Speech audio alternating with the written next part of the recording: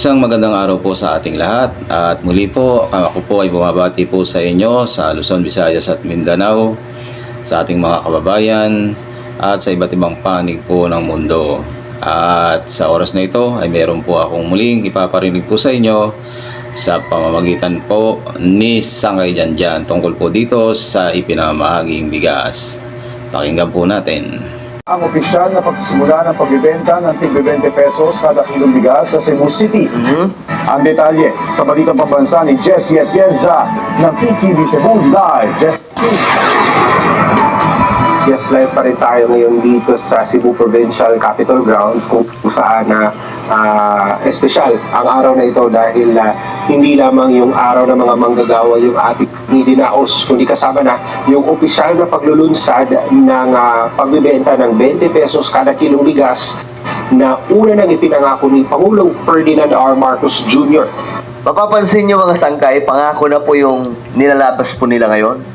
Kasi nga po, nung una, ayaw talaga pakinggan ng maraming mga toxic DDS na ito ay isang pangarap ni PBBM, which is yun po talaga yung nabanggit niya. Sa isang speech niya, wala pong promise doon. Pero ngayon, mukhang pinanindigan na po nila na pangako mga sangkay. Bakit? Hindi ko alam kung inaasar po nila yung mga DDS dito. Pero ang tingin ko dito, talagang ito na yun gusto nila, pangako daw Hindi pangako na yung inilabas. So ngayon mga sanggay, eto na. Lalo patuloy nakakabuti ito ngayon kay PBBM. No? At ngayon mga sanggay, dahan-dahan na pong nare-realize ng marami sa ating mga kababayan, walang budol na nangyari. Sadyang ano lang po talaga yung iba dyan, mga sanggay. Alam nyo na yun, yung mga toxic DDS, talagang nagwawala lamang po sila ngayon. Dahil po sa nagawa ni PBBM, itong hindi naman niya pangako, pero natupad mga sangkay. Pero pinanindigan na po nila na pangako ito. Na ngayong Pangarap lang talaga yun ng ating Pangulo.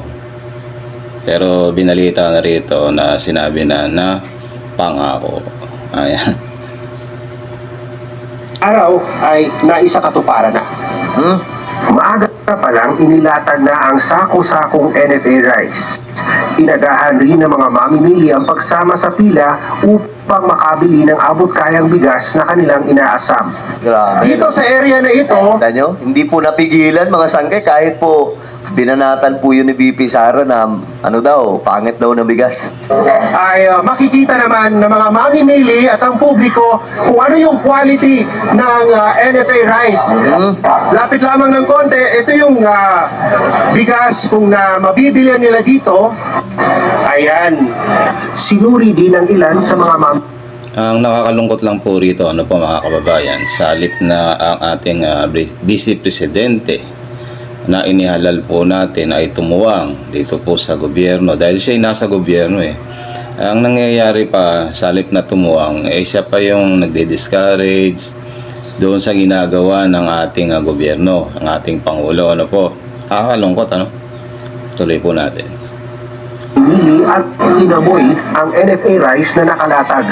Ayan. So far, ma'am, yung inamoy niyo, kumusta po siya? Okay siya. Okay siya. Wala naman kayong naamoy gaya ng mga reklamo ng iba na dati na babaho. Wala naman siya. Diba? Yan ang kaibahan ng NFA ngayon ni PBBM. Mabango mga sangkay, walang bukbok. Wala rin bukbol. Walang ano, ma'am? Walang bukbol. Walang bukbok. Pindot, parang bagong ani. Parang bagong ani. Ganito Diba? yung dala namin galing sa... Sanay kasi ang mga Pilipino talaga na yung NFA ay talaga may amoy, may bukbok, ano. Ganun talaga yung nakasanayan natin mula panoon. Ayan, at ngayon naiba na nung panahon ng ating Pangulong BBM. Ganyan talaga yung NFA dati. Hapon. Bagong ani. So parang bagong ani.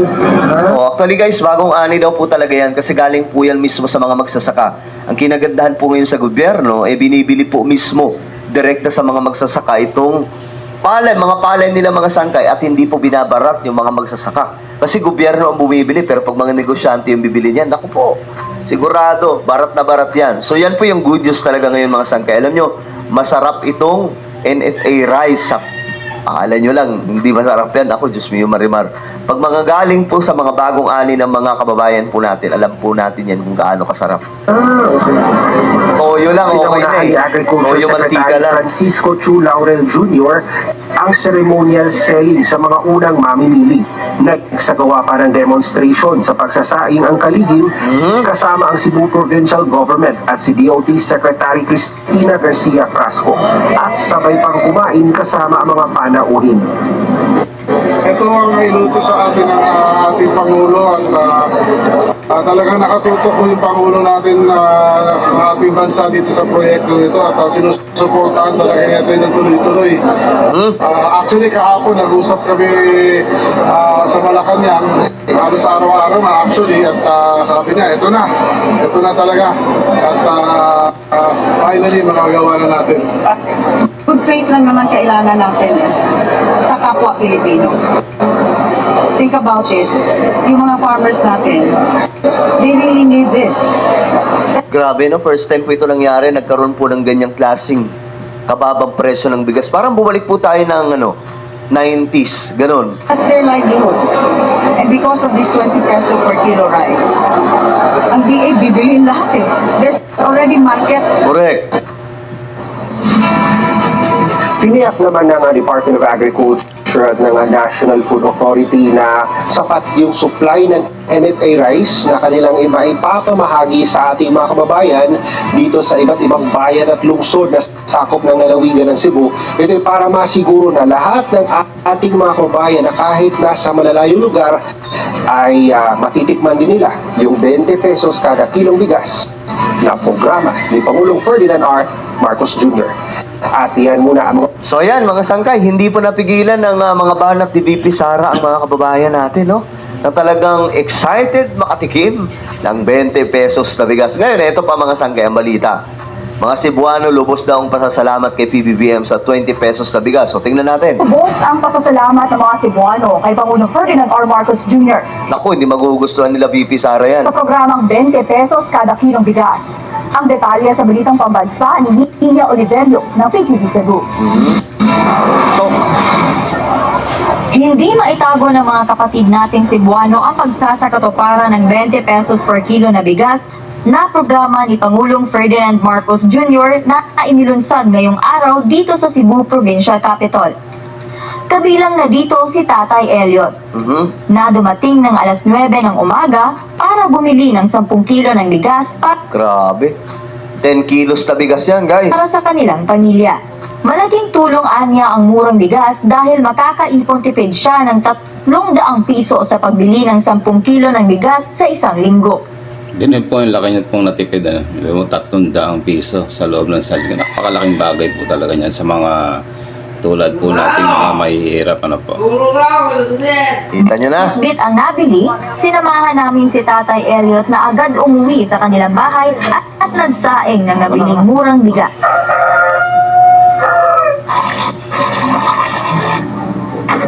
Okay. Sinasayang niya yung bigas. At nang maluto, isinama niya ito sa kanilang pananghalian. O, ayan. Century 2 na yung ulam. Ang masabi ko lang sa bigas na bininta kayo na 20 kilos, okay ra ang lasa. Pasok sa panlasa ni Tatay Elliot ang kalidad ng bigas. Okay. Wala kang ibang masahan na mabaho o wala. Okay na kayo sana ng lasa. Ang 20 nga kilo nga bigas na binigay ngayon na pangako sa atong Pangulo ay okay na. Hindi pining bugas pero okay, mas puti oh. Dagdag pa niya, sana'y magtuloy-tuloy na ang programang ito ni Pangulong Ferdinand Marcos Jr. Itong bigas, mas okay. Sana tuloy-tuloy na itong 20 kilo. Mr. President, ang pangako mo ay binigay mo sa Visayas. Thank you very much. Maliban kay Tatay Elliot, maaga ring pumila sina Nanay Gina at Tatay Nesiforo para makabili ng 20 pesos per kilo ng bigas na inilunsad sa Cebu Provincial Capital ngayong araw. Kaya ako ngayon ma'am kasi gusto kong bumili ng bigas na 20 pesos per kilo. Kasi ngayon, alam mo na ngayon, panahon, mahalin na ang mga Bilihin. Mismo. Tapos pipigilan ni VP Sara ang pagbili ng 20 pesos na bigas. Pipigilan ng kahit na sinong mga toxic DDS. Hindi po maganda yun.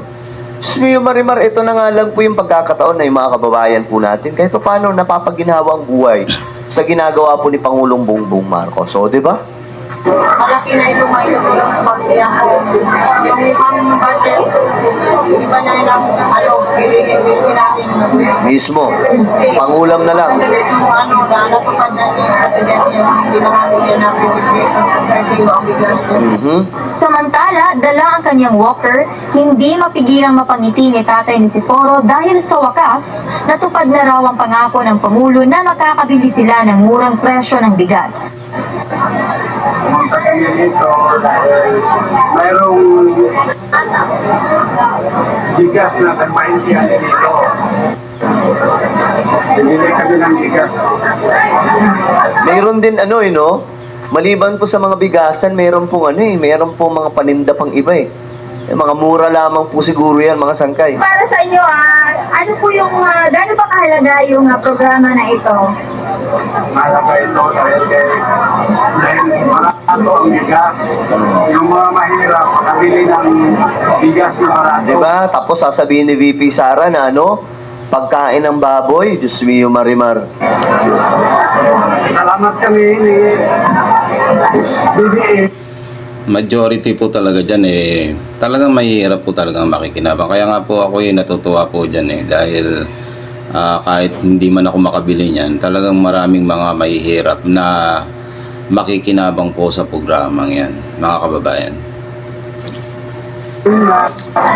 Ito na, nangyari na yung pangako niya. Pinangunahan ni Agriculture Secretary ang paglunsad sa 20 pesos per kilo na bigas dito sa Cebu na dinaluhan din ng iba't ibang kawani ng gobyerno mula sa Department of Agriculture, Cebu Provincial Government at ni Tourism Secretary Cristina Garcia Frasco. Mula sa PTV Cebu, Nina Oliverio. Okay, so ayan mga sangkay, ano po ang inyong opinion dyan? Masaya ba? Yan, hanggang dyan na lang po ang aking pong naiparinig po sa inyo. At sana po inyong nagustuhan. At sana po ay huwag po kayo magsasawa na manood. At sana po huwag nyo rin pong kalimutang na mag-like at mag-share at mag-subscribe na rin po mga kababayan dito po sa ating munting channel. Salamat po at huwag natin kakalimutan na magpasalamat sa Diyos na lumalang.